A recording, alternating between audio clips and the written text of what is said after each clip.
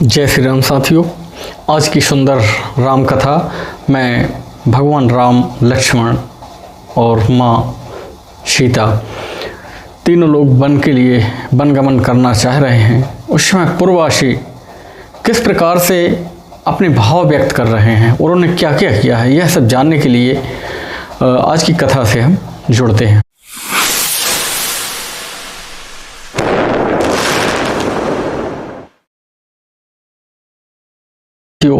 बहुत सुंदर आपका सहयोग मिल रहा है, आप वीडियो देखते हैं, लेकिन एक बात की बहुत कमी रह जाती है कि आप उसको लाइक नहीं करते हैं। यदि आप लाइक करेंगे तो लाइक करने से वैसे मुझे कुछ मिलता तो नहीं है, लेकिन फिर भी मेरा मनोबल बढ़ेगा। और यदि उसमें साथ में आप जय श्री राम या कोई भी कमेंट्स ऐसे करके लिख दें तो उससे भी मेरा मनोबल बढ़ेगा और मैं इस तरीके से आपके लिए ये सेवा करता रहूँगा। तु सकल मोरे बेरा है जेहि ना हो ये दुख दीन, सोए उपाय तुम करऊ सबे पुरजन परम प्रवीण। हे परम चतुर, सुंदर और बुद्धिमान पूर्ववासी सज्जन लोगों, आप वही कार्य करना जिससे मेरी माताएं दुखी ना हो, मेरे वनगमन के पश्चात उनको दुख ना हो, इस प्रकार के कार्य करना। यह विधि राम सब ही समझावा, गुरु पद पदों में हरस सिरुनावा। गणपति गौरी गिरीश मनाई, चले असीस पाय रघुराई। इस प्रकार से श्री रामचंद्र जी ने सभी को समझाया है और गुरु जी को सुंदर प्रणाम किया है, उनका आशीर्वाद लिया है, फिर गणेश जी की वंदना की है और माँ गिरिजा और भगवान भोलेनाथ का भी उन्हें पूजन किया है, प्रणाम किया है और सुंदर आशीर्वाद लेकर प्रभु आगे की ओर चले हैं। राम में चलते अति भयाहूँ विषादु, सुनी न जाए पुरे आरत नादु। कुश गुण लंक अवध अति शोकु, हर्ष विषाद विवश सुर लोकु। श्री राम जी के चलते ही बहुत भयंकर कोलाहल हो रहा है और बहुत प्रकार से लोग विलाप कर रहे हैं। दुख में अवध इस प्रकार से हो गई है जिस प्रकार से अनाथ हो गई हो, और अवधवासी विभिन्न किस्म से विलाप कर रहे हैं। और जो देवता हैं, कुछ देवता खुश भी हैं और कुछ देवता सुरलोक में रहने वाले दुखी भी हैं। खुश इसलिए हैं कि अब राक्षस मारे जाएंगे और दुखी इसलिए हैं कि अवध का जो हाल देख रहे हैं माता पिता राजा का, तो इसलिए वो दुखी भी हैं। गई मोर छातब भूपति जागे, बोले सुमंत्र कहने अस लागे। राम चले बन प्राण न जाहि, के ही सुख लागी रहते तन माही। तब राजा की मूर्छा खुल गई है, जाग गए हैं वो। तब वो कह रहे हैं सुमंत्र से, हे सुमंत्र, ये प्राण क्यों अटके हैं? जब राम बन जाने लगे हैं तो कौन सा सुख देखने के लिए ये प्राण अटके हुए हैं? इस प्रकार से वो बहुत प्रकार से दुखी हो रहे हैं। और यही ते कवन व्यथा बलवाना, जो दुख पाए तजय तनु प्राणा। पुण्य धरि धीर कहूँ नर नाहु, ले रथ संग सखा तुम जाहु। बलवान होगी कि जिस दुख को पाकर शरीर छोड़ देना चाहिए, इतना कहकर और कहा कि हे सखा, तुम बहुत जल्दी रथ लेकर साथ में जाओ। सुठ सुकुमार कुमार दो, जनक सुता सुकुमार। रथ चढ़ाए देखे राय बनु, फिर यूं गए दिन चार। अत्यंत सुकुमार दोनों मेरे राजकुमार हैं और उनके साथ अत्यंत सुकुमारी जनक नंदिनी सीता हैं। हे सखा, हे सचिव सुमंत्र, तुम जाओ, रथ लेकर जाओ और 4 दिन तक जंगल में घुमा फिरा के और उनको वापस ले आना। जो नहीं फेरा है धीरे दो भाई, सत्य संध दृढ़ व्रत रघुराई। तो तुम विनय करऊं कर जोरी, फेर्याहूँ प्रभु मिथिलेश किशोरी। और यदि वो लोग ना लौटें, दोनों भाई, क्योंकि राम बहुत ही व्रत वाले हैं, जो बात हो जाती है, जो कह देते हैं वो ही करते हैं। यदि दोनों भाई ना लौटें तो उनको इतना समझाना सीता जी को तो कम से कम वापस भेज दो। जब सिय कानन देख डेराही, कहूँ मोर सिख अवसर पाई, सासु ससुर अस कहूँ संदेशु, पुत्री फिरहि बन बहुत कलेशु। जब सीता जी वन को देखकर डरने लगें तब तुम मेरा यह उपदेश उनसे अवश्य कहना कि ये तुम्हारे लिए नहीं है जंगल, ये जंगल के बहुत ही भयानक है। तुम मेरा यह संदेश भी कहना कि हे पुत्री, तुम्हारे सास ससुर ने दोनों ने कह दिया है कि तुम जंगल में ना रहो, वापस चलो। पितु ग्रह कबाहूँ कबाहूँ ससुरारी, रहूँ जहाँ रुचि हो ये तुम्हारी, यह विधि करहूँ उपाय कदम्बा, फिरहि तहो ये प्राण अवलंबा। उनसे कहना कि कभी तुम पिता के घर रह लेना, कभी ससुर के घर रह लेना, इस प्रकार से जहाँ तुम्हारी इच्छा हो तुम वहाँ रह लेना। यदि सीता वापस आ जाती हैं तो एक आधार मेरे प्राणों के लिए बन जाएगा और मैं बच जाऊंगा। नाही तमोर मरण परिणामा, कछु न बसाए भये विधि बामा, अस कही मोरछि परा मही राहु, राम लखन सिय आनि दिखाओ। नहीं तो अंत में मेरा मरण निश्चित है। विधाता के विपरीत होने पर तुम बहुत जल्दी राम लक्ष्मण सीता को लाकर मुझे दिखाओ। इतना कहते ही राजा पुनः मूर्छित हो गए हैं। पाए रजाय सुनाए सिरो, रथो अति बेग बनाए, गया हूँ जहाँ बाहर नगर, सिय सहित दो भाई। राजा की आज्ञा पाकर सुमंत्र जी ने जल्दी से रथ को तैयार कराया है और बहुत जल्दी रथ को लेकर वो नगर के बाहर गए हैं जहां पर राम लक्ष्मण और सीता जी थे। तब सुमंत्र नृप बचन सुनाए, कर बिनती रथ राम चढ़ाए, चढ़ी रथ सिय सहित दो भाई, चले हृदय अबुदय सिरुनाई। तब पहुंचकर सुमंत्र जी ने राजा के वचन सुनाए हैं और कहा कि राजा की आज्ञा है कि आप लोगों को रथ पर मैं जंगल ले जाऊं, वन ले जाऊं। इस प्रकार से राम लक्ष्मण और सीता जी सभी अवध को प्रणाम करके रथ पर बैठ गए हैं। चलते राम लखी अवध अनाथा, बिकल लोग सब लागे साथा, कृपा सिंधु बहुविधि समुझावै, फेराही प्रेम बस पुनि फेरे आवहीं। श्री रामचंद्र जी के जाते ही अयोध्या अनाथ हो गई और जो लोग हैं वो कभी पीछे दौड़ते हैं, कभी वापस आ जाते हैं। जब रामचंद्र जी समझाते हैं तो वापस जाते हैं, लेकिन फिर वो उनके साथ में चलने लगते हैं। इस प्रकार से प्रेम बस वो लौट नहीं रहे हैं। लागते अवधि भयावन भारी, मानहु काल रात अंधियारी, घोर जंतु सम पुर नर नारी, डर पही एक ही एक निहारी। अयोध्यापुरी बड़ी भयावनी लग रही है, मानो अंधकारमय काल रात्रि हो। नगर के नर नारी भयानक जंतुओं के समान एक दूसरे को देखकर डर जाते हैं। घर मशान परिजन जनुभूता, सुतहित मीत मनहु जमदूता, बागन बिटप बेल कुमलाही, सरत सरोवर देखी न जाही। घर शमशान जैसा लग रहा है, कुटुंबी जो हैं वो भूत प्रेत के समान लग रहे हैं, पुत्र हितैषी और मित्र मानो भयानक यमराज हों और यमराज के दूत हों। बगीचों में वृक्ष और बेलें कुम्हला रही हैं, नदी और तालाब ऐसे भयानक लगते हैं जिनको आगे देखा नहीं जा रहा है। हाय गए कोटिन केली मृग, सुर पशु चातक मोर, पिख रथांग सुख सारिका, सारस हंस चकोर। करोड़ों घोड़े हाथी खेलने के लिए पाले हुए हिरण, नगर के गाय बैल बकरी, पशु पपीहे मोर कोयल चकवे तोता मैना सारस हंस और चकोर।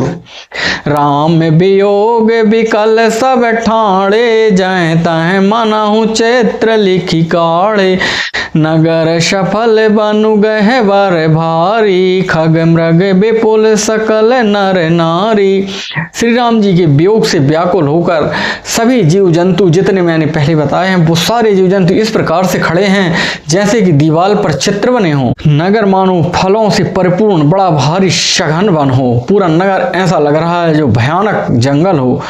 नगरवासी सब स्त्री पुरुष, बहुत से पशु पक्षी अर्थात अवधपुरी अर्थ धर्म काम मोक्ष चारों फलों को देने वाली नगरी थी, पर सब स्त्री पुरुष सुख से उन फलों को प्राप्त करते थे। विधि के कई किराते ने कीनी, जे दव दुसह दसाहो देश दीनी, सही न सके रघुबर बेरहागी, चले लोग सब व्याकुल भागी। विधाता ने कैकेयी को किस प्रकार से बनाया है, जिसने 10 दिशाओं में आग लगा दी है। इस प्रकार से लग रहा है अवध में जैसे चारों ओर से आग लग गई हो। श्री रामचंद्र जी के विरह में पूरा नगर समुदाय इस प्रकार से हो गया है जो भयानक लग रहा है, और वो सब नगरवासी साथ साथ चलने लगे हैं। शबहि विचार कीन मन माही, राम लखन सिय बिनु सुख नाही, जहाँ राम तह स्वबहु समाजू, बिन रघुबीर अवध नहीं काजू। सबके मन में विचार आ रहा है कि राम जी, लक्ष्मण जी और बिना सीता जी के रहना बहुत ही मुश्किल है, यानी कि हम इस विरह में या वियोग में तो मर ही जाएंगे, और वही सारा समाज अवध है जहाँ पर भगवान राम, सीता और लक्ष्मण हैं।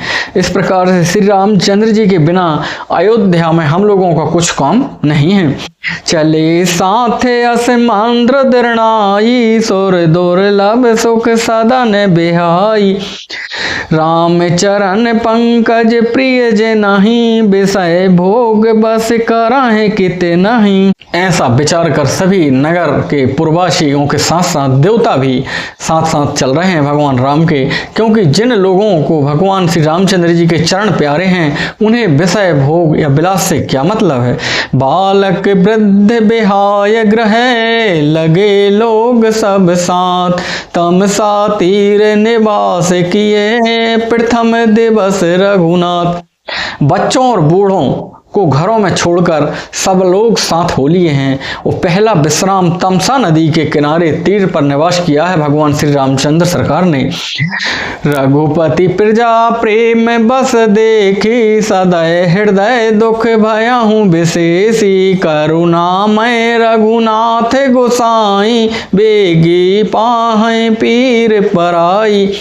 प्रजा को प्रेम बस देखकर श्री रघुनाथ जी काफी दुखी हुए हैं, और उनका हृदय में बड़ा दुख हुआ है। वह प्रभु श्री रघुनाथ जी करुणामय हैं, पराई पीड़ा भी तुरंत समझ जाते हैं, अर्थात दूसरों के दुख देखकर वे स्वयं भी दुखी हो जाया करते हैं। कहि प्रेम मृदु बचन सुहाए, बहुविधि राम लोग समुझाए, किए धर्म उपदेश घनेरे, लोग प्रेम बस फिराहि न प्रेरे। प्रेम युक्त सुंदर कोमल वाणी से भगवान ने बहुत सुंदर तरीके से समझाया है। बहुत से कथा वेद पुराण की अनेक कहानियां सुनाई हैं, लेकिन जो साथ में लोग थे वो प्रेम के विवश होकर वो कुछ भी सुनने के लिए तैयार ना थे। प्रेम बस जो लोग हैं वो लौटाए नहीं लौट रहे थे। सील स्नेह छाड़ नहीं जाई, असमंजस भय रघुराई, लोग सोग श्रम बस गए सोई, कछुक देव माया मति मोई।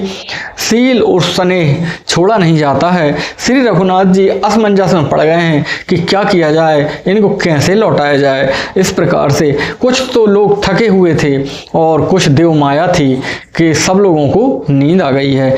जब वहीं जाम जोग जामिन बीती, राम सचिव सन कहूँ सप्रीति, खोजे मारी रथुहा कहूँ ताता, आने उपाय बने नहीं बाता। जब दोपहर रात बीत गई तब श्री रामचंद्र जी ने सचिव से कहा कि हे मंत्रीवर, आप एक काम करें कि इस प्रकार से रथ को आगे बढ़ाएं कि खोज न बनने पाए, क्योंकि किसी भी प्रकार से समझाने से लोग समझ नहीं रहे हैं और बात हमारी बनने ना पाएगी। इसलिए आप इस प्रकार से रथ को हाँकें कि कोई भी निशान न छूटने पाए पीछे।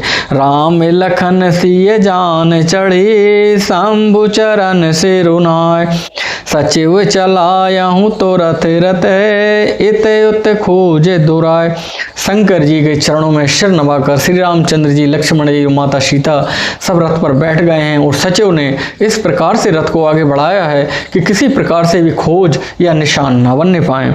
जागे सकल लोग भय भोरू, गए रघुनाथ भयऊ अति सोरू, रथ कर खोज कतौ नहीं पावहीं, राम राम कह चाहो दे सिधावहीं।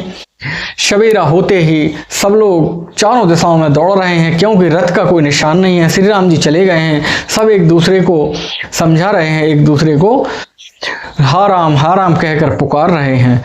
मानहूँ बार निधि बूढ़ जहाजो, भयहूँ विकल बड़ बनिक समाजो, एक ही एक दे हैं उपदेशो, तजे राम हम जानी कलेशो। बणिक थे वो सब एक दूसरे को समझा रहे हैं कि अब तो राम चले गए हैं और शायद ऐसा लगता है कि हमको दुख ना हो, इसलिए रामचंद्र जी हम सबको छोड़ गए हैं। निंदा ही आप सराहें मीना, धिग जीवन रघुबीर बिहीना, जो पे प्रिय वियोग विधि कीना, तो कस मरनु न मांगे दीना। वे स्वयं अपनी निंदा करते हैं और मछली की बहुत तारीफ करते हैं। श्री रामचंद्र जी के बिना हमारे जीने को धिक्कार है। विधाता ने यदि प्यार का वियोग ही रचा तो फिर उसने मांगने पर हमें मृत्यु का क्यों ना दी। यह विधि करते प्रलाप कलाप, आए अवध भरे परिताप, विषम वियोग न जाए बखाना, अवधि आस सब राखहीं प्राणा। इस प्रकार से बहुत प्रकार से प्रलाप करते हुए वो अयोध्या वापस आ गए हैं और ये विषम वियोग की दशा का वर्णन नहीं किया जा सकता है, लेकिन वो 14 वर्ष तक अपने प्राण इसलिए रखना चाहते हैं क्योंकि 14 वर्ष बाद भगवान पुनः अयोध्या आ जाएंगे।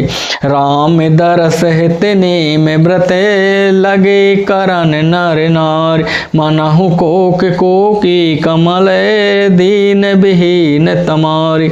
स्त्री पुरुष श्री रामचंद्र जी दर्शन के लिए नियम और व्रत करने लगे हैं और वो इस प्रकार से व्यथित हैं जिस प्रकार से चकवा चकवी के बिना और कमल जो है सूर्य के बिना मुरझा जाते हैं, उसी प्रकार से सारा जन समुदाय हो गया है। सीता सचिव सहित दो भाई, श्रृंग बेरपुर पहुँचे जाई, उतरे राम देव सरि देखी, कीन दंडवत हरसु विशेषी। सीता जी और मंत्रियों सहित भगवान श्री राम जी श्रृंगबेरपुर पहुँचे हैं और उधर जाकर गंगा माता को उन्होंने विधिवत प्रणाम किया है, दंडवत प्रणाम किया है।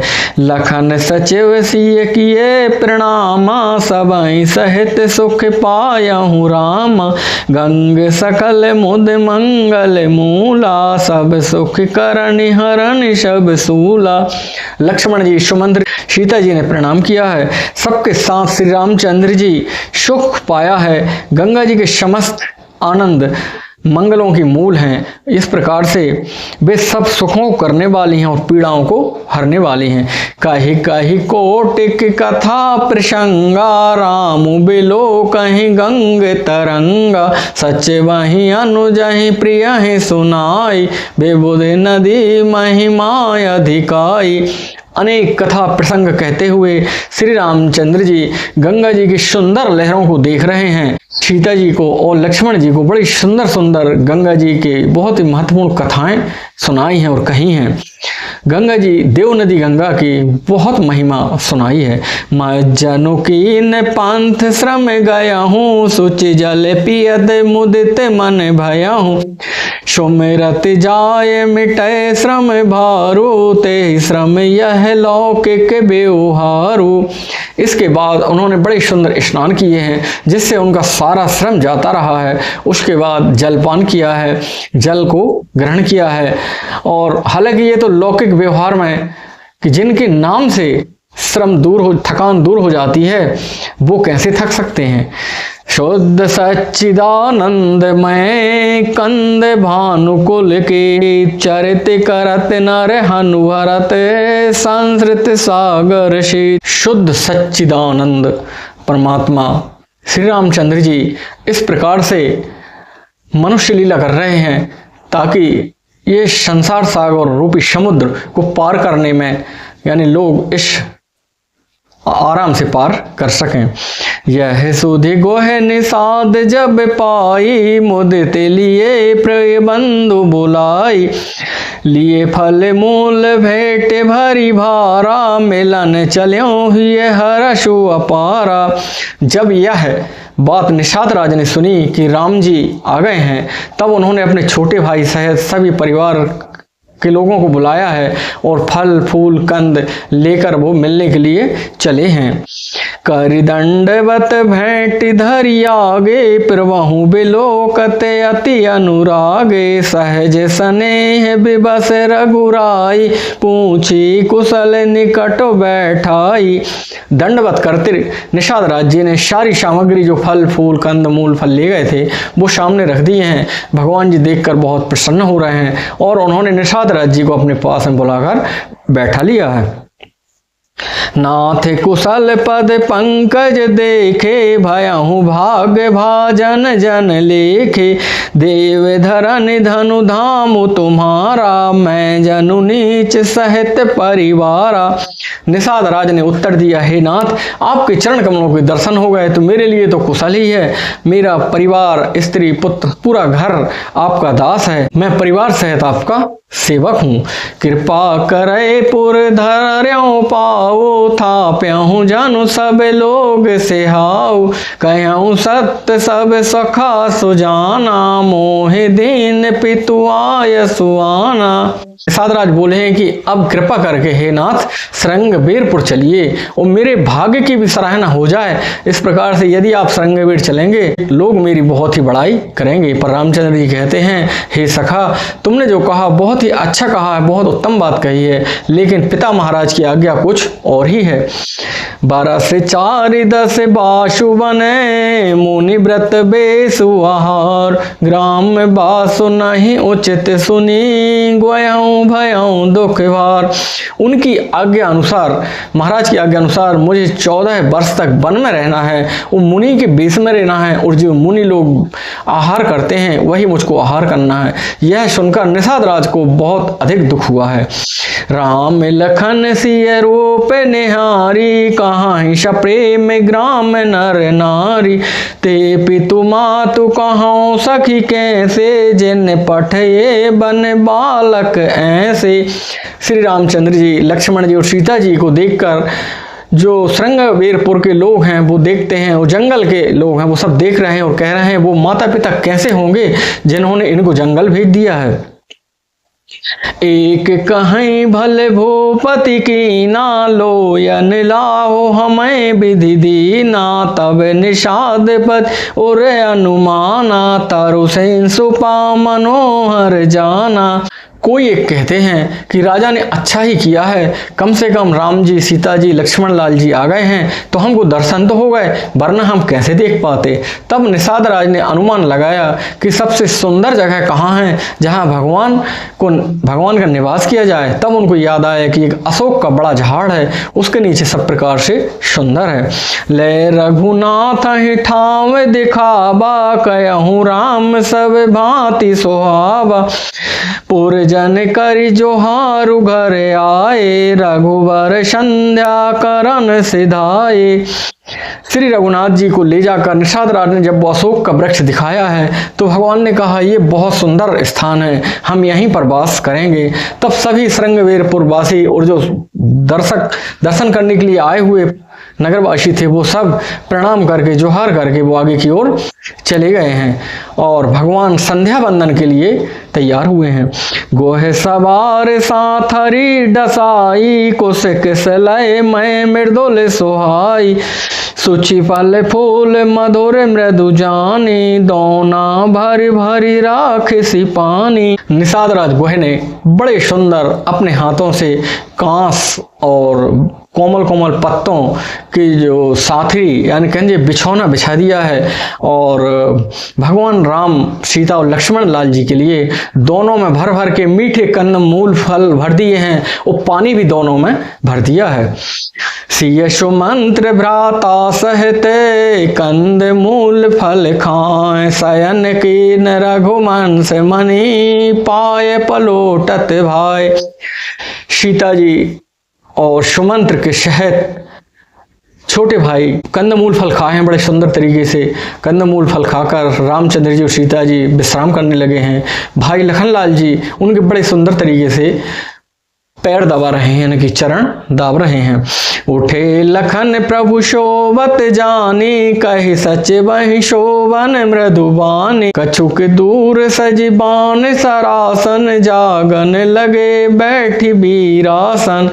फिर प्रभु श्री रामचंद्र जी को सोते हुए जानकर लक्ष्मण लाल जी धीरे से उठे हैं और सचिव से कहा है कि हे सुमंत्र जी, अब भ्राता सोने वाले हैं, इसलिए वह धनुष बाण लेकर कुछ दूर पर बैठ गए हैं। गोहे बुलाए पहाड़ो पीड़ती, ठाव ठाव राखे अति प्रीति, आपु लखन पे बैठे जाई, कटि भांति सर चाप चढ़ाई। गुह ने विश्वासदार पहरेदारों को यथास्थान लगा दिया है और स्वयं लक्ष्मण लाल जी के पास आकर बैठ गए हैं धनुष बाण चढ़ाकर। शोभत प्रभु निहार निषादो, भयहु प्रेम बस हृदय विषादो, तन पुलकित जलु लोचन बयाही, बचन सप्रेम लखन सन कहाही। प्रभु को जमीन पर सोता हुआ देखकर गोहन राज निषाद को बहुत दुख हुआ है। उनका शरीर पुलकित हो गया है, आंखों से अश्रुधारा बहने लगी है और उन्होंने लक्ष्मण लाल जी से कहा है, भूपति भवन शोभाय सोहावा, सुरपति सदन नपट तर पावा, मणिमय रचित चारु चौबारे, जनुरति पति निज हाथ सवारे। महाराज दशरथ का महल तो वैसे भी सुंदर है, उसमें मणियाँ और जो ऊपर चौबारे और बड़े सुंदर सुंदर बुर्ज बने हुए हैं, छत और बंगले बने हुए हैं, वो देखने लायक हैं। वो सब प्रकार से आराम देने वाले हैं और बहुत ही सुंदर भी लगते हैं। ऐसा लगता है मानो कामदेव ने उनको अपने हाथों से बनाया हो।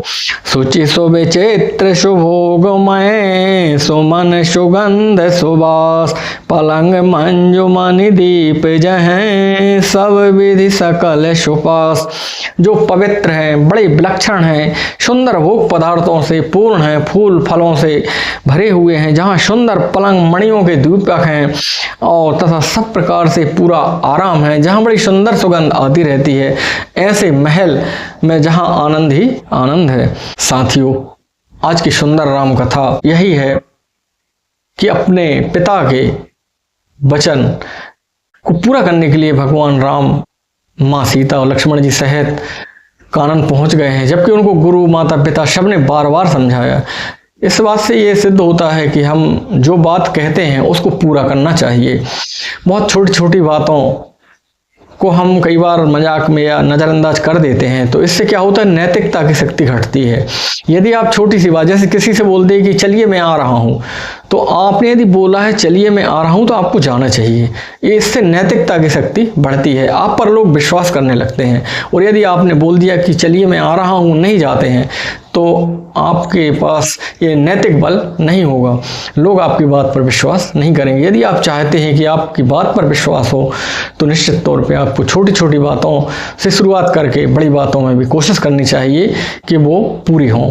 आज की कथा यहीं तक। जय जय श्री राम।